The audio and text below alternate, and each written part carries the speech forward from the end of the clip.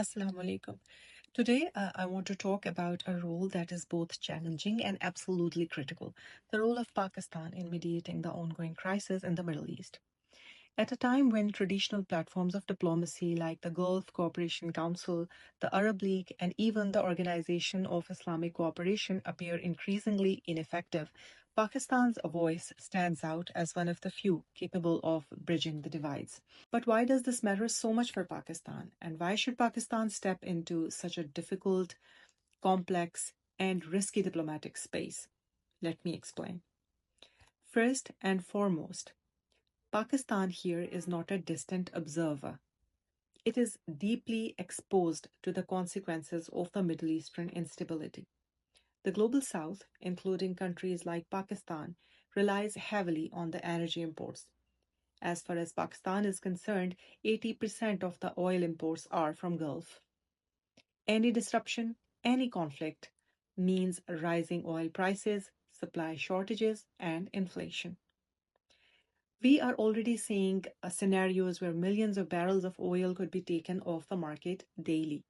According to the French government, it is 11 million barrels daily already. This translates directly into higher fuel prices, transport costs, and ultimately higher food prices. And who suffers the most? Developing economies, obviously. For Pakistan, this is not a theoretical, but an immediate issue. Now let's look at Pakistan's internal and geographic realities. Pakistan shares around a 900 kilometers border with Iran. This border runs through Khorasan, Baluchistan in Iran, and Baluchistan province in Pakistan, a region that is already sensitive and at times volatile, which means that any escalation in Iran does not stay in Iran. It spills over into border security, into internal stability, and into regional tensions. At the same time, Pakistan has a significant Shia population, somewhere between 17 to 20%. So tensions involving Iran are not just external. They can have internal social implications as well. It can invoke the sectarian fault lines in Pakistan. And then there is Pakistan's strategic relationship with the United States, which is very important as well. This creates a delicate balancing act. On one hand, Pakistan has a mutual defense pact with Saudi Arabia, and on other, it has to manage a proximity and relations with Iran as well. Now, let us talk about the Pakistan's unique diplomatic leverage.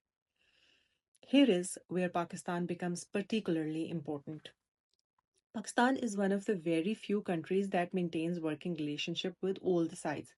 Wartime negotiations have made Pakistan the stabilizing pivot. It has influence in Tehran. Through its army chief, it has channels in Washington, and it enjoys credibility in the broader Islamic or Muslim world. In fact, Pakistan has historically stood by Iran during difficult times. For example, last year during 12-day war, it earned a level of trust that very few countries enjoy today. That trust is a diplomatic capital, and in time of crisis, diplomatic capital is everything. Let's zoom out for a moment. The current crisis is not just regional, it is obviously global. Decisions which are made by leaders like Donald Trump have created additional pressure points.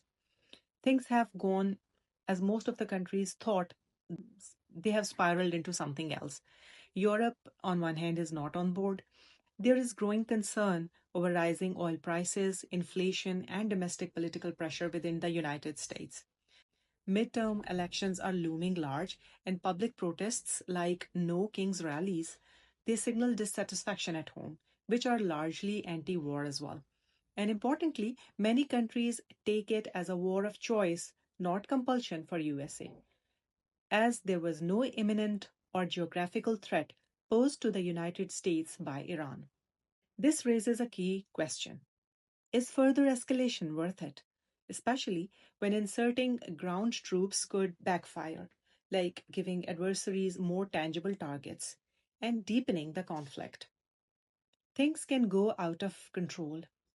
Escalation ladder is being climbed with every passing day. World cannot face this catastrophe.